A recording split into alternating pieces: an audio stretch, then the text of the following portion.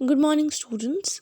बच्चों, हम कल का जो पार्ट बचा था उस पे बात करते हैं कि जो 1857 का रिवॉल्ट हुआ उसके बाद क्या क्या चेंजेस आए लॉज में। ठीक है बच्चों, तो इसमें क्या हुआ, एक कैबिनेट बनाया गया, एक्ट ऑफ 1858। उसमें जो भी इंडिया के अफेयर्स देखने के लिए एक न्यू डिफरेंट कैबिनेट बनाया गया। इसे सेक्रेटरी ऑफ स्टेट कहते थे। He was to be assisted by an advisory body called India Council. इसका जो सेक्रेटरी हुआ करता था वो रिस्पॉन्सिबल हुआ करता था टू द ब्रिटिश पार्लियामेंट। फिर एक्ट ऑफ 1858 में काफ़ी चेंजेस भी आए इंडिया की गवर्नमेंट में। उनको समझ में आ गया ना कि क्योंकि प्रॉब्लम है यहाँ पे, अगर इतनी बड़ा रिवॉल्ट हो रहा है, इतने पार्ट्स में हो रहा है, मतलब एडमिनिस्ट्रेशन सही से नहीं हो रही है। तब इंडिया की ये डिसाइड किया कि इंडिया की एडमिनिस्ट्रेशन गवर्नर जनरल देखेगा। इसको टाइटल दिया था वाइस रॉय। इसकी हेल्प करेगी एक एग्जीक्यूटिव काउंसिल और एक लेजिस्लेटिव काउंसिल, और ये सेक्रेटरी ऑफ स्टेट को रिपोर्ट करेगा जो कुछ भी होगा। फिर क्वीन विक्टोरिया ने अश्योर किया कि जो प्रिंसली स्टेट्स है, मतलब जो स्टेट्स पे राजा महाराजाओं का राज है, उनकी टेरिटरीज नहीं एनेक्स की जाएंगी, उन पर कब्जा नहीं किया जाएगा। ठीक है, कभी कभी डॉक्ट्राइन ऑफ लैप्स का रूल भी इन लोगों ने हटा दिया। टाइटल्स भी देते थे रूलर्स को और ऑनर्स देते थे, टाइटल्स देते थे। उनके साथ मतलब अच्छा बिहेव करने की कोशिश की। क्वीन ने प्रॉमिस किया कि हम सोशल और रिलीजियस बिलीव्स के साथ कोई इंटरफेयर नहीं करेंगे, लेकिन इसके नाम पे उन्होंने सोशल रिफॉर्म्स को सपोर्ट करना बंद कर दिया। The British began to follow the policy of divide and rule.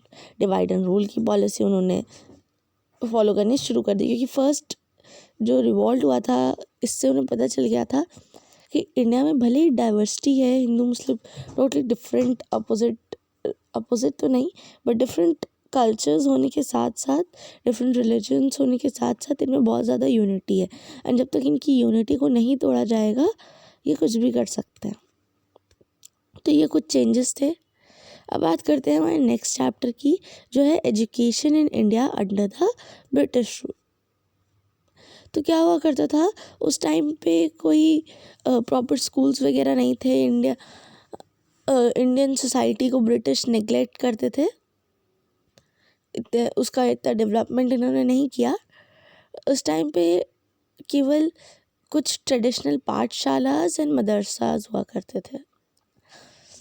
पाठशाला आप ये कह सकते हो जहाँ पे हिंदू स्टूडेंट्स या बाकी रिलीजन्स के स्टूडेंट्स पढ़ते थे। मदरसेज में पॉपुलरली मुस्लिम स्टूडेंट्स पढ़ा करते थे। संस्कृत, पर्शियन और मैथमेटिक्स पढ़ाई जाती थी।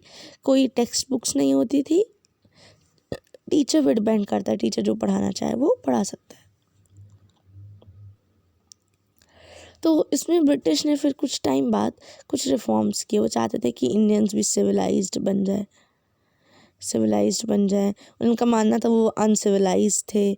उन्होंने इसलिए भी पढ़ाना चाहते थे कि अगर वो पढ़ाएंगे तो मीन्स जैसे ही ब्रिटिश एजुकेशन से लोग पढ़ेंगे तो उनका उस पर बिलीफ बढ़ेगा। इस टाइप से उनके भी बिलीफ थे कि जो अगर हमारा पढ़ाया हुआ पढ़ेंगे तो ये हमें पसंद करने लगेंगे। साथ में उन्हें अपना काम करने के लिए भी काफ़ी पढ़े लिखे लोग चाहिए थे, क्लर्क्स जो इंग्लिश बोले, तो इसलिए भी उन्होंने पढ़ाया था। द ओरिएंटलिस्ट 1783 में British linguist sir William Jones ये कैलकटा आए। उन्होंने संस्कृत भाषा सीखी इंडिया के कल्चर को अच्छे से जानने के लिए, और इन्होंने काफ़ी चीज़ें ट्रांसलेट भी की अपने अकॉर्डिंग। अब इन्होंने सोचा कि पढ़ाना चाहिए इंडियंस को, और उसके दो कारण सोचे। पहले तो इन्होंने क्यों पढ़ा इतना, उसके भी रीजंस है।